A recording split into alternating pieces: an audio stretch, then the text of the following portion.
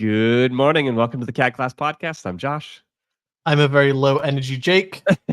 And this week we're gonna be talking about making and 3D print. I'm gonna be talking about things like this. That's the plan for me. Yeah. Jake is tired. Jake, there's a reason that you're tired though. But before I don't want to dive into you just yet because I want to say good morning to the lovely folks in the Let's say chat, good and morning. then we'll talk about why you're tired, and that will segue us right into That's what a we're good going to talk one. about today. Yeah. So good morning. We got some new people in here today, and I want to extra special shout out the newbies. We've got the old timers. So we got Sam. Good morning, Sam. Victor Waters, first time in the pod. Welcome, Victor. So if you have questions, leave them in the chat for us. If you want to show off something, you can leave it in the I Made a Thing on the Discord. We like to go through those. So good morning, Victor. Really nice to have you. Raiden Cage. Raiden Cage donated $1 to us just before this stream. That is the very first YouTube donation we have ever received. So we just got monetized recently, for those of you who don't know, and we're pretty stoked about releasing some more content coming up. So thank you so much, Raiden. Good morning, Spitfire and Ogre and Dairy. And Dairy's been helping us out, so we'll be talking a little bit about some of the stuff that he's been helping us with. Good morning, Jerry. Did I miss anybody there? I don't think so. I think we got them all. Yeah, I think we got them all. Dude, last week, as soon as we finished up the pod, like probably within an hour of finishing up the pod, I got sick immediately. Like immediately. I never get sick. And as soon as we were done, I was like, okay, well, all right. Thanks very much, guys. We finished up with Connie. Lovely episode. Hanging out, getting some work done. And then all of a sudden, I'm like, just within a second, I just went, oh, God. Headaches. Oh, just all of the horribleness. Just instantly. So for like a few days, I was out this week, and then all of our schedule just got jammed forward. Yeah. And I'm sure we've rambled on it a million times, but we are coming out with the next edition of our book. Is coming out next month.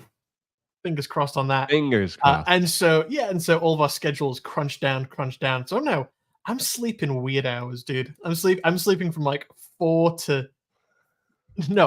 a.m. to 11 p.m. to 4 a.m. It looks like you're not sleeping, because I go in, I can see when something was edited in the Google Drive. In the Drive. And when I go into the Google Drive and I look, I'm like, why is somebody in here at 1:45 in the morning? And now it's like 6:30. And I'm like, are you just not? Yeah, I don't think you're sleeping. How many new projects do we have in that book total? Oh God, we have about 7, I think. And we said when we first did this, we were like, oh, we're just 2 projects. We're just gonna switch change some things out. This is classic for us. It's like our business. Same with our business. This scope is just expanding. We have to play this continuous game of trying to cram the scope down. The problem is that we decided, the first book has like, I think 28 projects. Yes. Yeah, we're gonna crunch that down. We'll cut out some of the ones that we don't find as kind of exhilarating to learn CAD. We'll crunch that down, make it a little bit more dense of information. No, there's now 29 projects, Josh. What happened?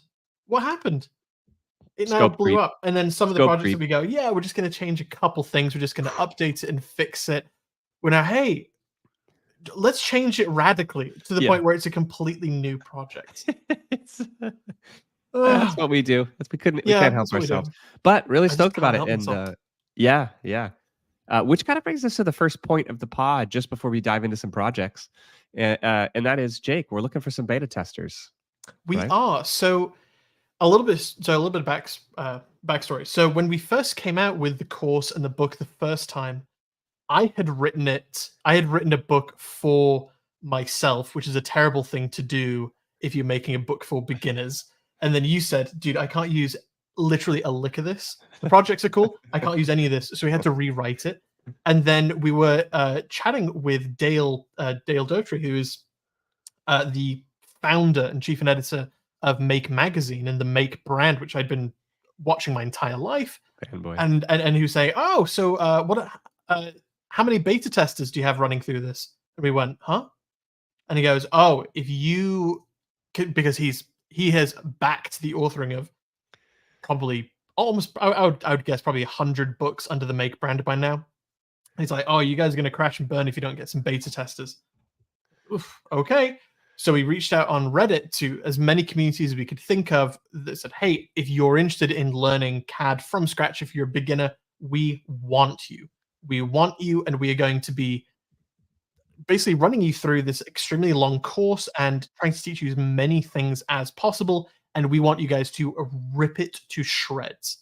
And from that, So, you can learn a bunch and then get through it. And one of those people is Mr. Jerry Verdon in the chat. Mr. Jerry Verdon, who's stuck around, made some amazing things. Had to. I saw his wife joined our class at some point Oh, because it really? looks like. I mean, I'm hoping that means that you're getting pretty busy over there, Jerry, and finding some product development work because he's been doing great stuff. But if you do want to beta test, send Jake a private message, DM, whatever you want to call it, on Discord. Send Jake a message on Discord, and then we'll get you all set up to do some of that beta testing. We've got a few projects. It's not an entire book. It's the kind of thing you could probably finish in a weekend. But it's all of the brand new projects. The majority of them are from the earlier chapters, where you have to kind of come in with a mindset saying, I'm a beginner. I don't know anything about CAD. I may know a little bit just kind of how things are made, but I don't know anything about CAD. And then a couple later projects here and there that if you're interested in providing some feedback in those areas, please send us a DM. And I want to be send me a DM. Yeah. Send Jake a DM. And I want to be very, very, very clear here. The sort of feedback that we're looking for this round is not with the writing itself, but with the project step by step.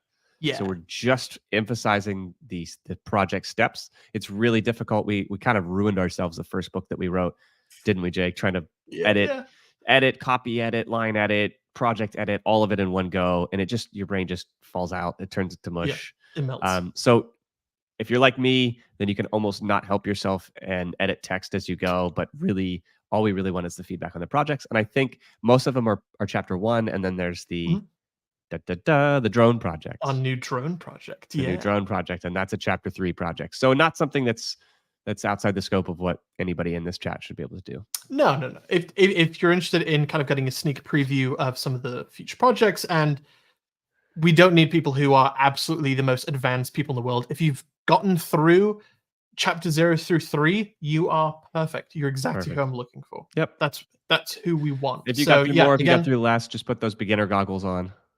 Yeah. That's what I'm looking for. Looking for about 5 people, and to get that going this week, because this time tomorrow, I'm going to be driving up to a mountain and camping for a couple days. So I want to have at least a couple people getting started on this. So by the time I get back, I get some really lovely details. Yep. All right.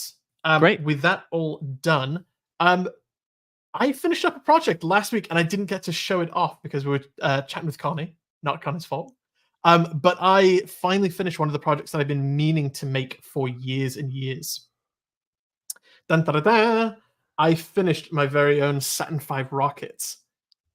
I completely CAD'd the entire thing from scratch. None of it is pre-made. And we are going to be publishing a video this time on Saturday, I believe. And it is going to be going over 8 different 3D printing and CAD joinery techniques that you can kind of put into your 3D print. So you can say, oh, how do I join? How do I connect all these individual pieces? Well, we're going to be going in a really deep dive into all of them that are self-contained in just one project. I really love this thing. It's got a ton of detail. It's a personal favorite project of mine because I actually got to go and see the real thing in Texas, in Houston, where my fiance is from, in the NASA museum. If you guys ever get a chance to go, if you're ever in Texas, dude, swing by the NASA museum. Yeah, I gotta check it out. It is amazing. It is so rad. Like literally, as you walk in the door, there's Michael Collins' flight suit. It's like, oh my god, that's so amazing. And you get to go on this huge tour, and it's rad. They have pieces of Mars that you can touch. It's like the only place on the planet where you can do that. So it's rad. I cannot recommend it enough. I was there with my my fiance, my brother-in-law, and he was just exhausted with my fun facts by the end of it. But that's fine. That's what makes fine. it good. Yeah, that's what I do. Good morning, Connie. Cornelia, Connie in the house. So that video is going to be coming out on Saturday. That's amazing. I want to kind of double click on that for just a second before we dive into the I made a thing, which is looking really fun this week.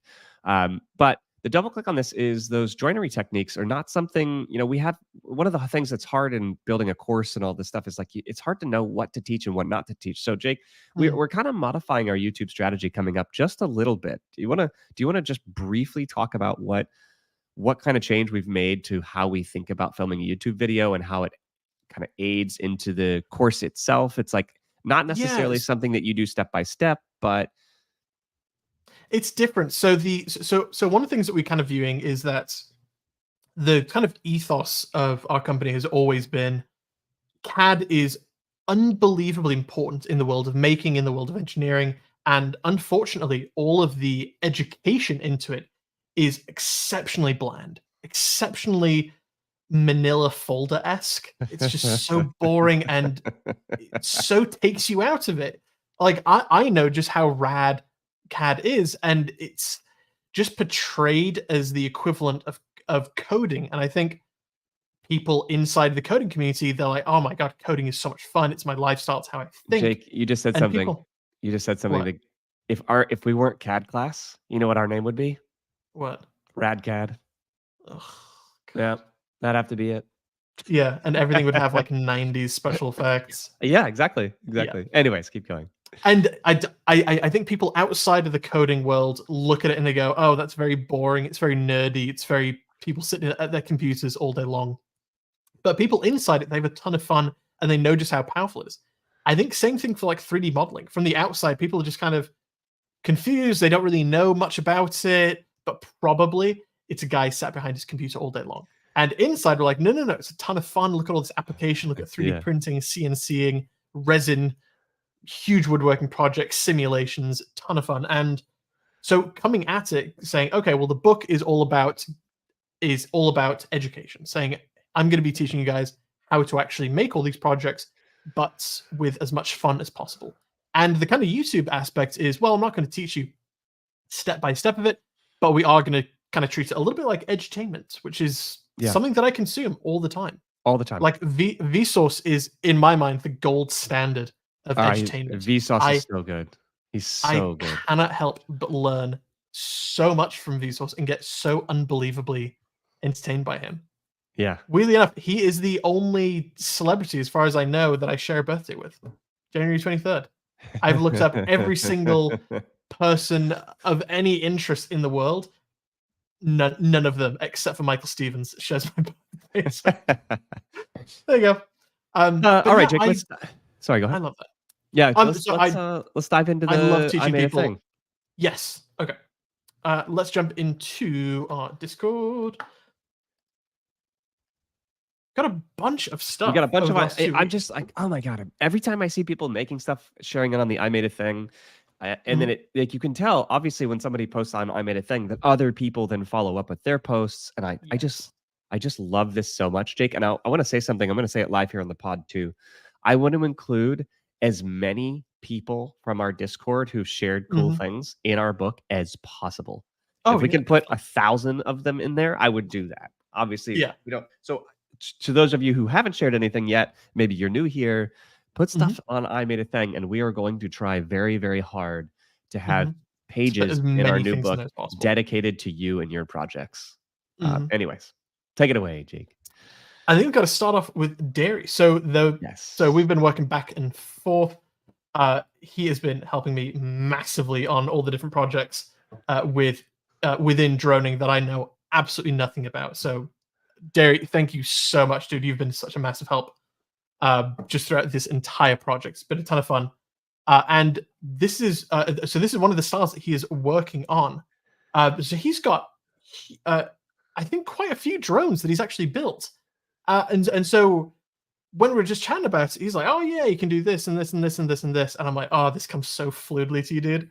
And I'm like so trailing behind.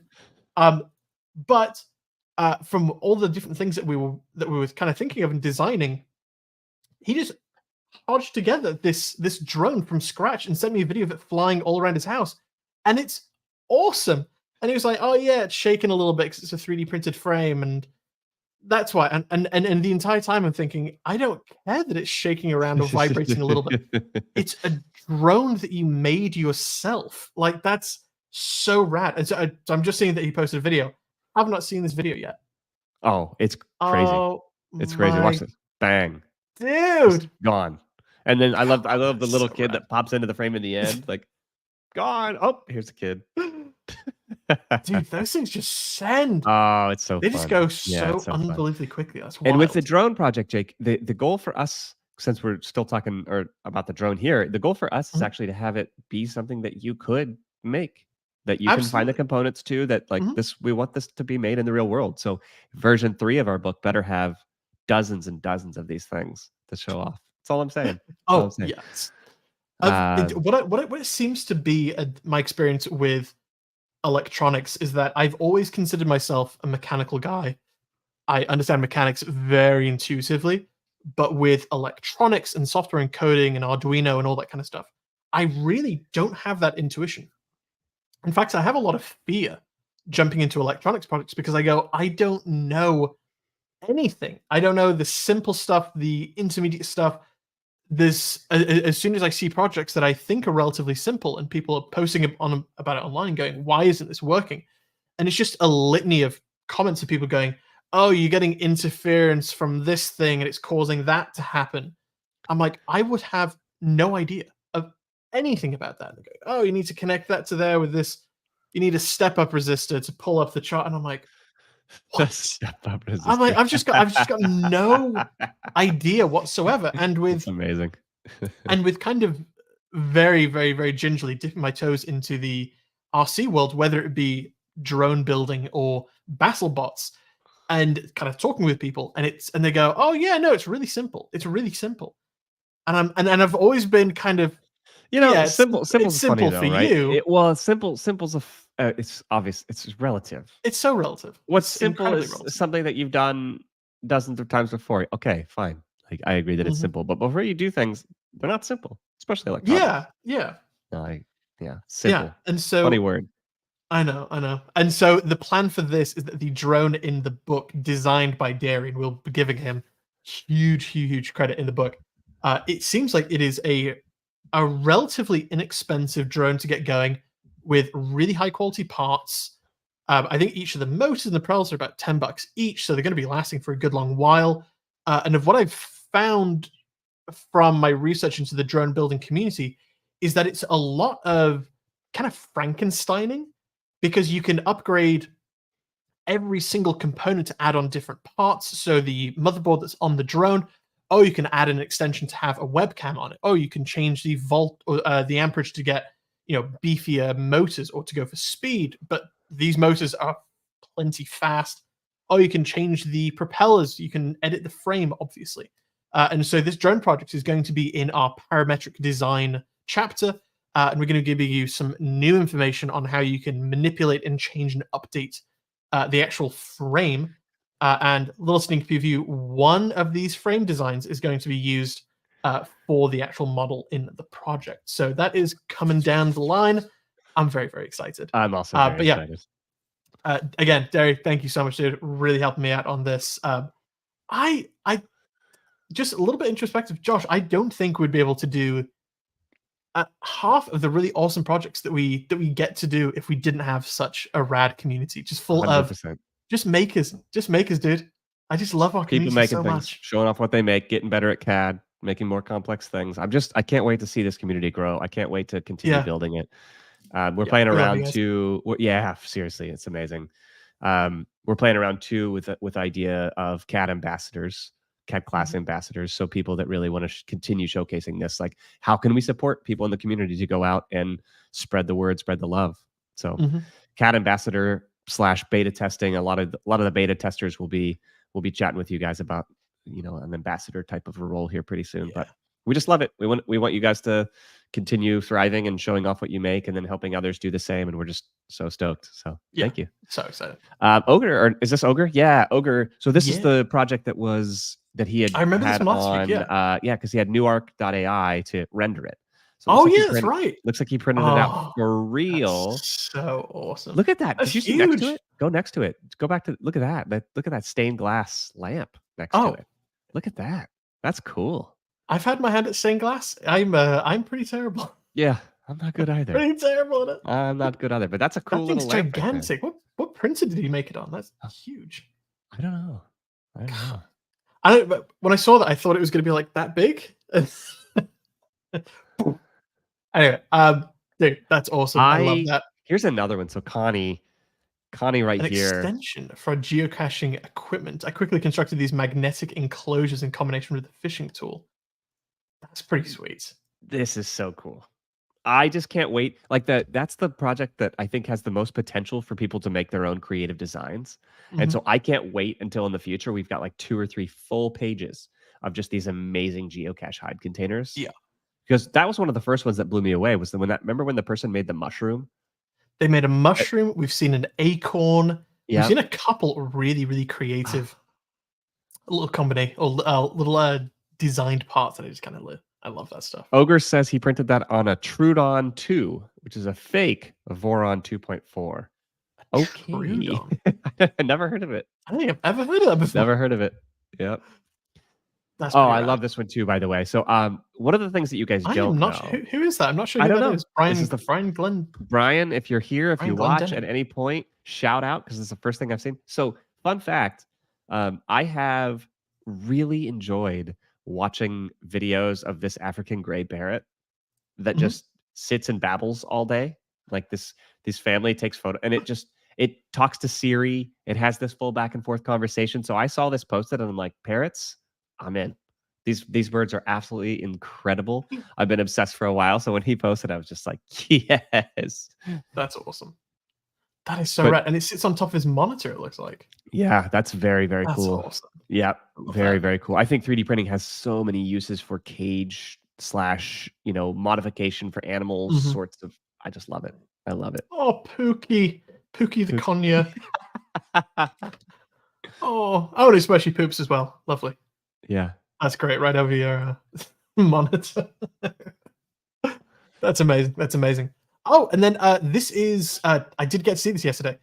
So this is Elreth, who is Joshua's buddy, who made I'm just gonna click on this. Yes, that's fine. Who made the other battle bot that we got to see. Yeah. This tiny little thing. I think this is the 1 pound mechanism. But this is the one that won their award last week. Uh-huh. Uh-huh. Dude, this is awesome. I don't know if I That's can get awesome. a nice good photo of it. There is fighting. But these vertical drum. Oh, come on, there we go. That's a little better view. These little vertical drum spinning mechanisms. Those things pack so much meat because the actual arm that flips things are actually not that far from the center of rotation. It means it can spin at a ridiculously high RPM, and because I'm sure you can see in that picture, the actual arm is so thick, it has so much flipping power, and it just so much rigidity to it. Those things are mean. They are tiny and they are mean, and they don't look mean, which I think is more important. Yeah, dude, that thing's awesome. We actually have Joshua's event coming up soon, or his second one that we're working on. Oh, there it is. And there it is. Yeah, close up. Oh And that would be the gosh, CAD model and just next to it. Yeah. With yes. a big old chunk taken out of the middle Yeah, of it, I looks know. like. Is that take Oh no, maybe not actually. Maybe it was Yeah. designed like that. No, no, no, no. No, this The is middle poke. part. You think Oh, the no, middle part no, broke off? Yeah, yeah. no, the two ends have got Yeah. kind of eaten up a little bit. Oh, I love that. But Love yeah, it. his event is coming up relatively soon, Yep. as far as I So know. they're building the arena. So we sponsored the arena Woo! for the next time around, and they're building the new arena right now. So That's awesome. CADclass arena incoming. Just love it. Love it. Love it. I'm just so stoked to be part of that. I love BattleBots. I love BattleBots so much. It's This one of show. those great ways to get into making, right? It's like fun. Mhm. It's just automatically you think like, yes, I need to build something that Yeah, destroys things. Absolutely. yeah. It's been on my list for a while, but I every single time I see them on the TV show, I'm like, oh, I want to build that one. I want to build one that does that. I also want to build that one. Yeah, yeah.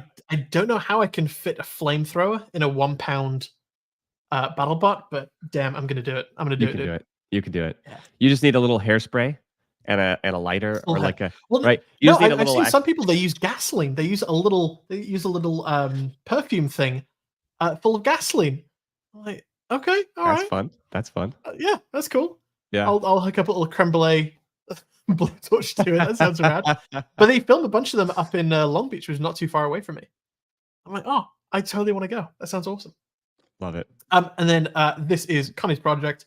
We saw that last week. Let's show it again. Just show This it is again. such a rad project. Yeah, that look at that's incredible, the detail on This that. is so mega. Just Oh incredible. my god, that's fantastic, dude.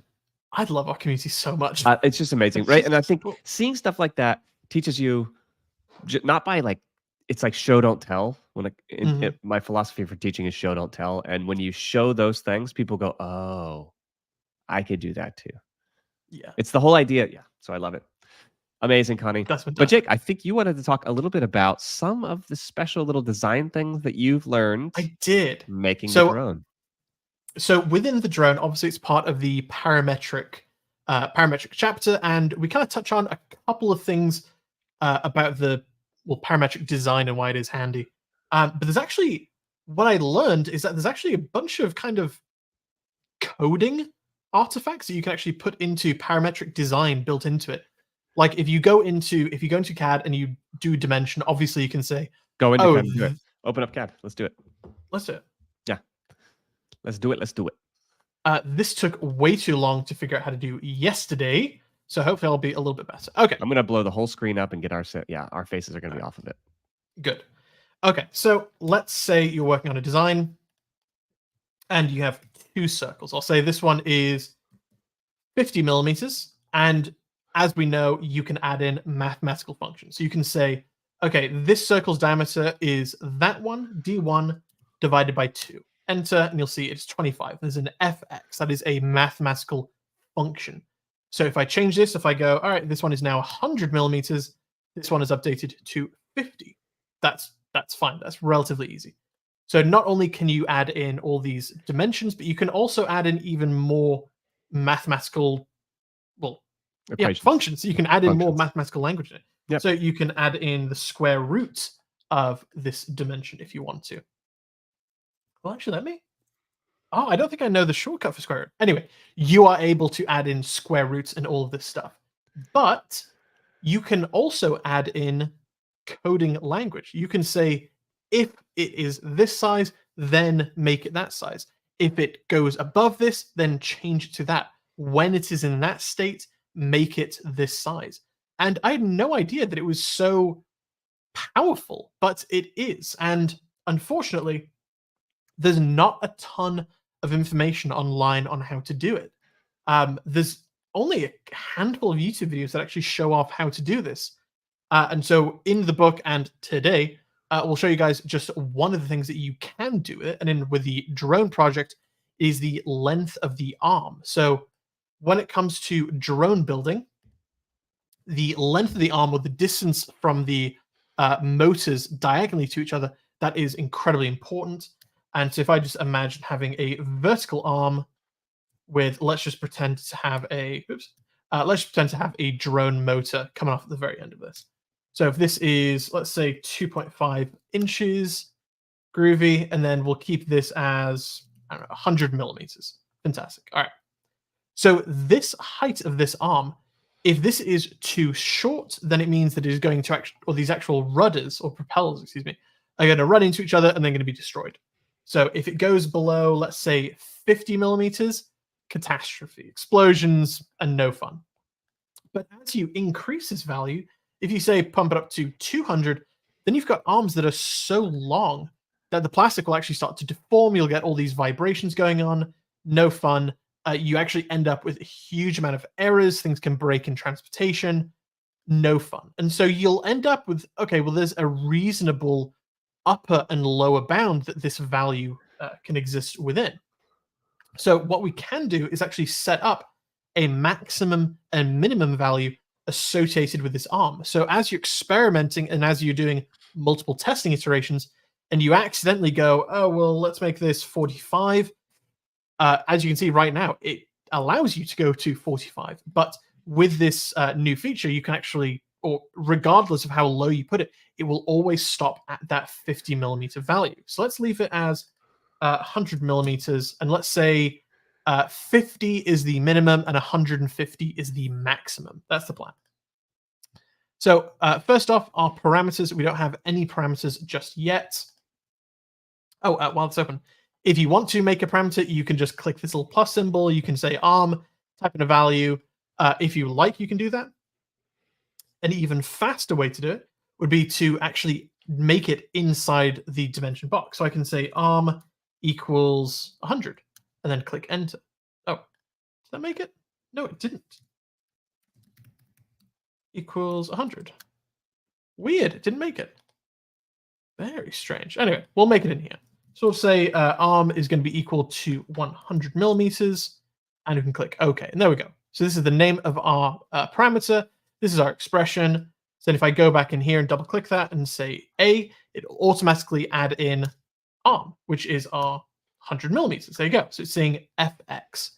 So if I go back into my parameters and I make a brand new one, I can say, all right, I'm going to call this one the limits of the arm.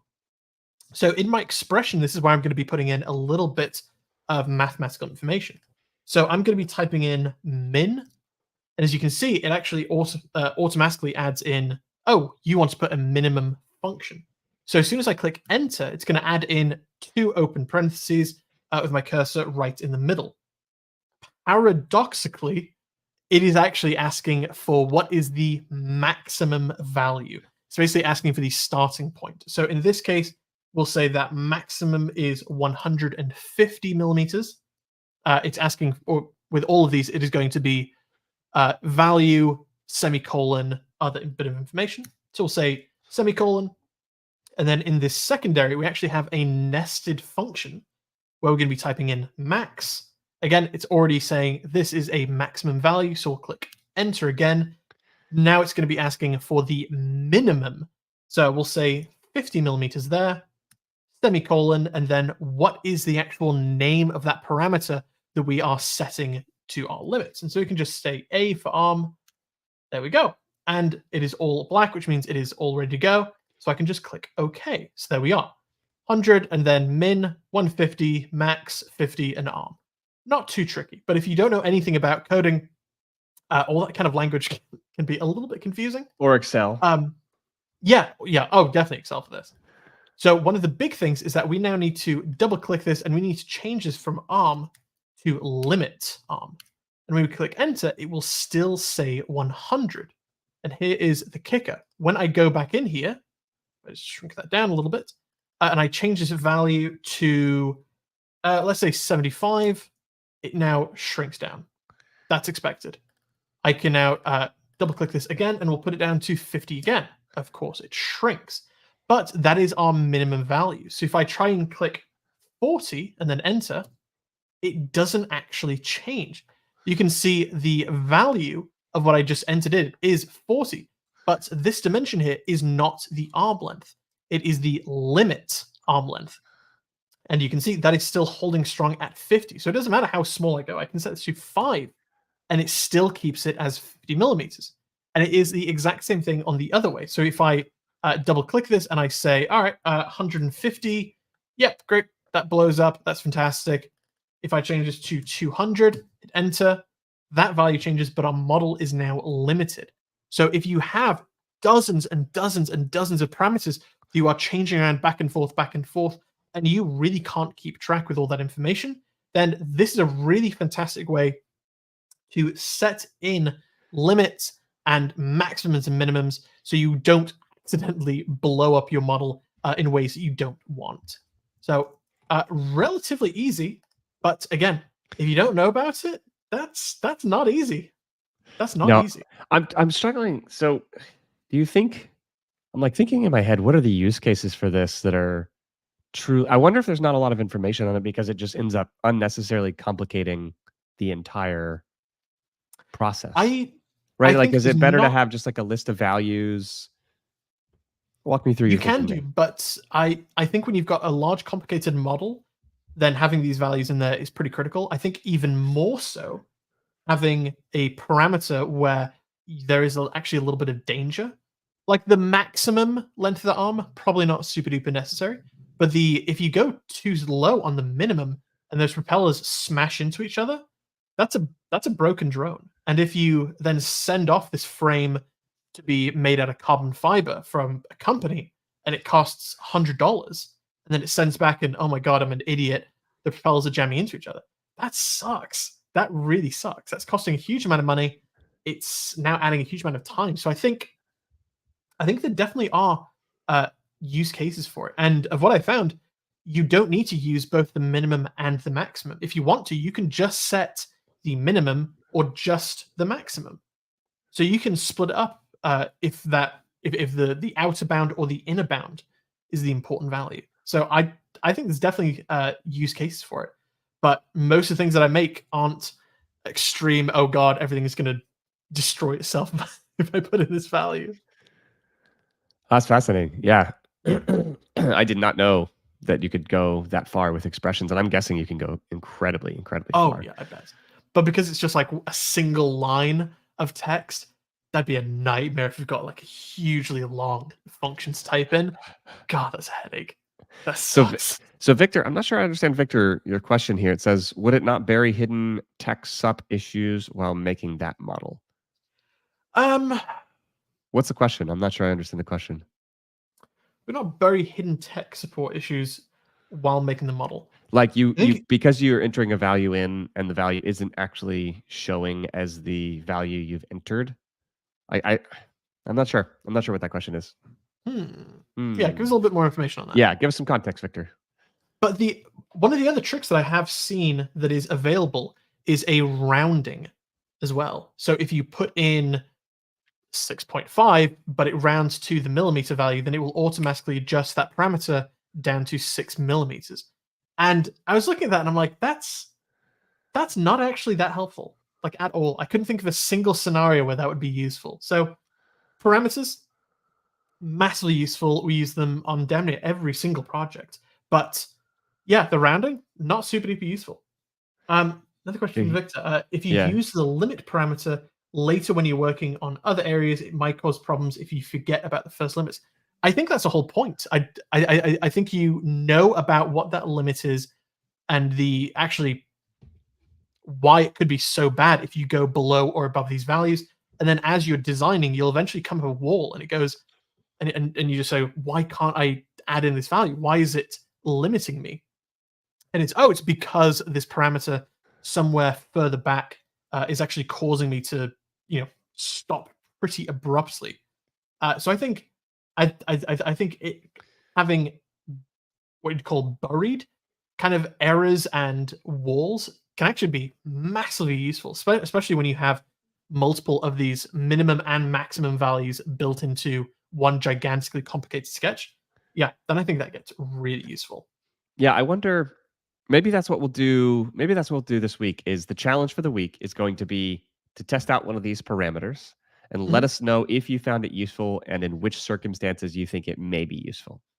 So go Mm. in there, play around with the function, figure out a function that you think might be useful for something that you're making, and just leave a post on the I Made a Thing or general Yeah, discussion in the Discord and let us know how you used it or how you might use it. I love that.